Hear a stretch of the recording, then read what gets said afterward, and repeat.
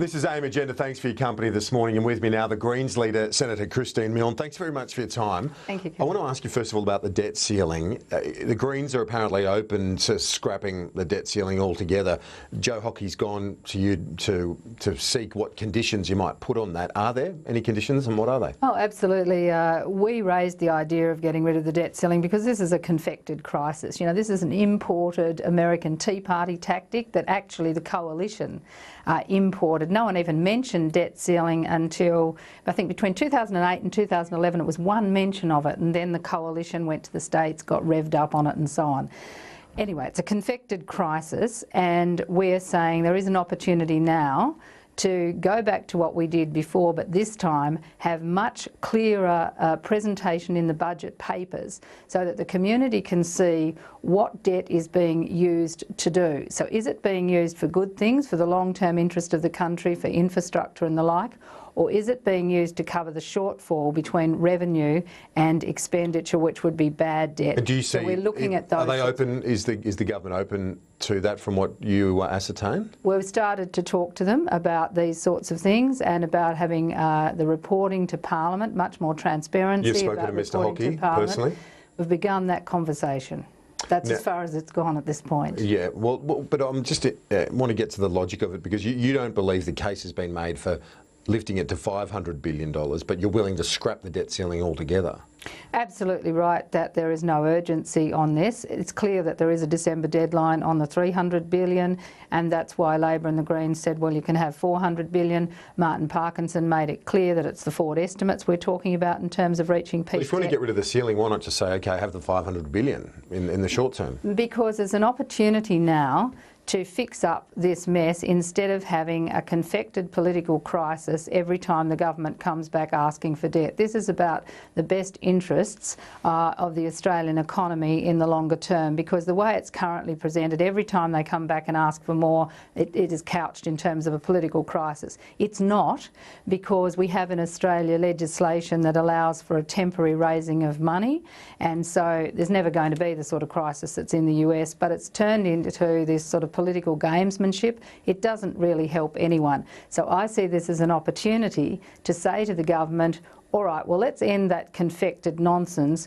but let's actually present the budget in a way that the community, journalists, everyone can actually have a serious look about how money is being spent. What is the debt being raised for? And I think that's the sensible conversation we have to have. You haven't had much in common with the coalition in terms of economic priorities or economic management in recent history. Tony Abbott described the Greens as economic fringe dwellers, and now you seem to be on the same page. Well, Tony Abbott can answer for whatever he wants to name call everybody else. The fact is the Greens have been the most responsible in the federal parliament on management of the economy. It was the Greens who backed the Rudd government with the stimulus package, and the coalition who would have seen Australia really struggle and didn't support the stimulus package.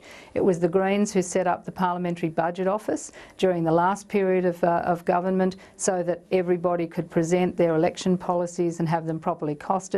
And now it's the Greens saying there's an opportunity for institutional improvement. So we're actually about responsible economic management, not just name-calling as the coalition chooses to do. On the school funding issue, do you accept that the former Labor government has to cop some of the blame here for having more than $1 billion taken out of the funding for schools before the election?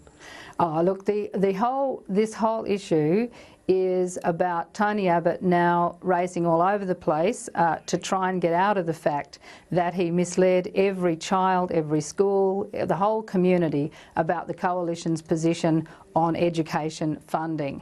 He made an art form of framing the former Prime Minister Julia Gillard in terms of honesty and trust, and now he is hoist on his own petard. It has come back to bite him hard, and so it should, because the community were told that there was a unity ticket on education. But he was talking, he says, about the quantum or the overall funding envelope. Well, he can say what he now thinks he said. The record shows what he did say, and he said they were on a unity ticket, that they would honour what Labor had made in terms of agreements, and he also said each school would not be worse off than had been proposed under Gonski. Now he's trying to say something different. Nobody believes him, and neither they should. Previously, remember, he said, don't believe anything I say unless it's written down. Well, it was actually written down here as well. And it's also a really serious issue about dishonouring agreements with the states. You know, Tasmania had a memorandum of understanding with the Commonwealth. They have now factored into their budget the Gonski money and how it would be spent, the principles of giving to the disadvantaged and so on. You can't just dishonour agreements between federal and state governments. I think Tony Abbott has got himself in a great big mess, and the T for Tony is going to come T for trust or untrustworthiness. Do you think what's the course of action here? Because obviously there's no sign of the coalition government having a rethink on this. Christopher Pyne says they're going back to the drawing board, that it's a mess, that it's not a national funding arrangement, that 3 states or 2 states and a territory hadn't signed on. So they've got to resolve that one way or another, don't they, to get a national system in place. Otherwise it is a dog's breakfast. Well, they've been invited to go and talk to the people on the Gonski review panel, and so they should. This is years and years of work, and the one thing that was established absolutely is that there is a gap in education in Australia, that those students who are disadvantaged are getting to be worse off in those schools in the same position, and those very well-off schools are getting better off, and the gap between them is growing. That was proven beyond doubt. Now, Christopher Pyne is the one who needs to go back to the drawing board and recognise the principle of equality of opportunity in Australia, and that goes to education funding. The people who have to back off here are Christopher Pyne and Tony Abbott, but actually the damage is done. You can't trust them. Greens leader Christine Milne, thanks for your time.